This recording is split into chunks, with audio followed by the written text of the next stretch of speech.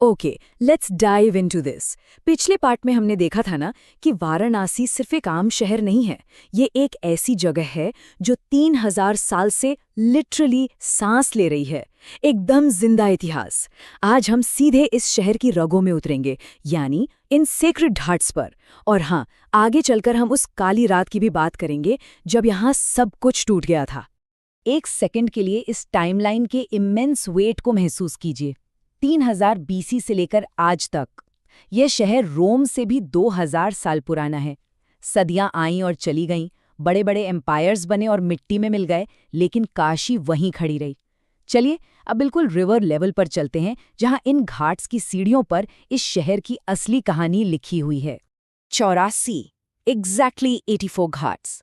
जब आप इन घाट्स को देखते हैं ना, तो ये सिर्फ पत्थर की आम सीढ़ियां नहीं लगती।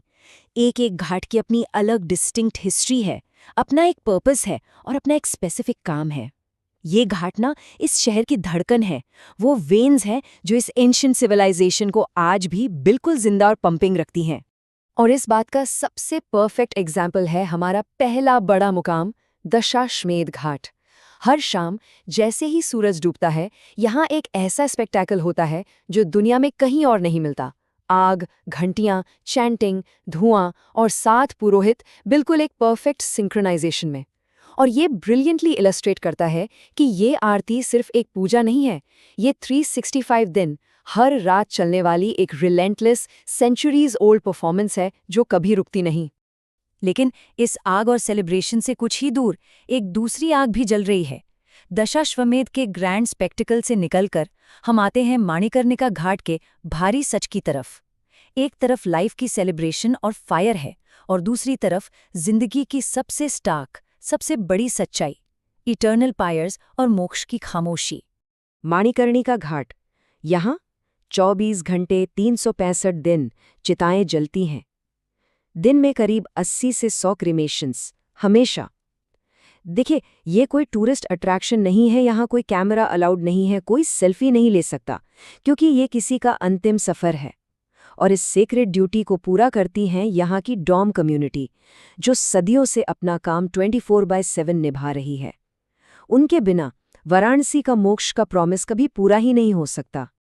अब इस भारी सच्चाई से थोड़ा आगे बढ़ते हैं 80 घाट की तरफ, जहां एक बहुत ही डीप सवाल उठता है दोस्तों। क्या एक अकेला इंसान पूरी सिविलाइजेशन का रुख बदल सकता है? यही वो जगह है जहां तुलसीदास जी ने रामचरितमानस लिखी थी। ये कितनी माइंड ब्लोइंग बात है, सोचिए, एक आदमी, एक घाट और एक किताब। इस एक सिंगल इवेंट ने राम की कहानी को हर आम घर और मंदिर तक पहुंचा दिया और प्रैक्टिकली पूरी कल्चर को फंडामेंटली शिफ्ट करके रख दिया। लेकिन वाराणसी की कहानी में सिर्फ आरती और भक्ति नहीं है, इसमें इतिहास के बहुत गहरे दर्दनाक जख्म भी छुपे हैं। अब हम हिस्ट्री के उन पन्नों की तरफ चलते हैं जिन्होंने इस शहर को बार बार तोड़ा।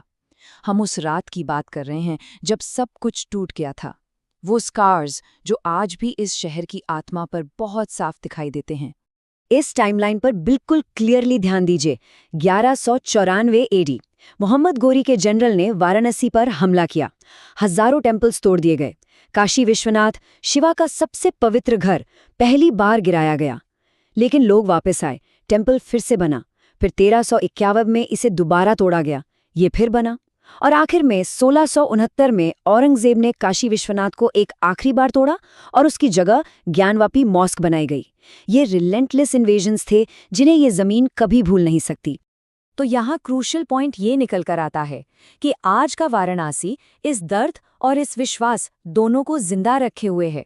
आज भी आप देखेंगे ज्ञानवापी मॉस्क और काशी विश्वनाथ टेम्पल दोनों एक दूसरे के बिल्कुल पास खड़े हैं।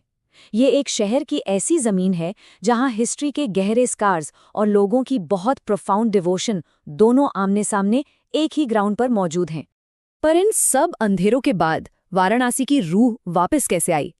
औरंगजेब के बाद मराठास का दौर आया और 1780 में इंदौर की महारानी अहिल्याबाई होलकर ने एक नया काशी विश्वनाथ टेम्पल बनवाया। ये बहुत इमोशनल बात है कि एक औरत ने, जो खुद एक दूसरे स्टेट की रूलर थी, उसने इस शहर के दिल को दोबारा धड़कना सिखाया। ये लाइन बिल्कुल याद रखने वाली है कि वाराणसी को हिस्टोरिकली हमेशा विमेन ने ही बचाया है। अब इस अमेजिंग कल्चरल रीबर्थ की तरफ बढ़ते हैं। वाराणसी और म्यूजिक का जो रिश्ता है ना, वो कोई आम रिश्ता नहीं है। ये इनके बिल्कुल डीएनए में बसा हुआ है।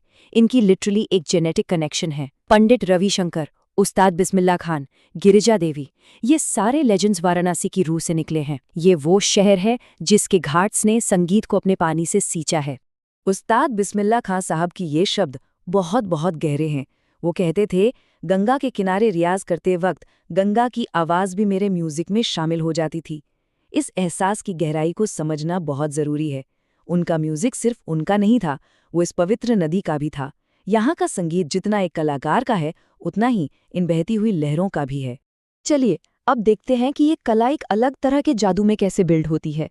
मेरा मतलब है बनारसी सिल्क। एक हेवी जरी साड़ी बनने में एक्चुअली लगता क्या है? 2 से 5,000 इंडिविजुअल थ्रेड्स को इकट्ठा करना। एक अकेला कारीगर अपने लूम पर बैठता है और 15 दिन की लगातार पेनस्टेकिंग मेहनत करता है, तब जाकर एक पीस तैयार होता है। तो दोस्तों, एक बनारसी साड़ी सिर्फ फैब्रिक नहीं है, ये एक एंटायर जनरेशन की पोएट्री और पेंटिंग है। घाट्स, वॉर्स, कल्चर, इन तीनों फेजेस से गुजरने के बाद बस ये याद रखने वाली बात है कि इस शहर ने वाकई सब कुछ देखा है। हर दौर, हर तबाही और हर नया सवेरा। वाराणसी ने प्रैक्टिकली सब सहा है और एब्सोल्युटली हर चीज को साइलेंट होकर विटनेस किया है। लेकिन इन सब के बावजूद एक चुपता हुआ सवाल अभी भी बाकी है। आज का वाराणसी आखिर है कैसा? क्या वो 3000 साल पुरानी रूह, वो सोल अभी भी जिंदा है, या फिर अब सब कुछ सिर्फ इंस्टाग्राम रील्स और कैमरास के लिए रह गया है? इस बहुत ही प्रोवोकेटिव सवाल का जवाब हम एक्सप्लोर करेंगे इस एक्सप्लेनर के पार्ट 3 में। तब तक के लिए इस डीप हिस्ट्री को महसूस कीजिए और सोचिए।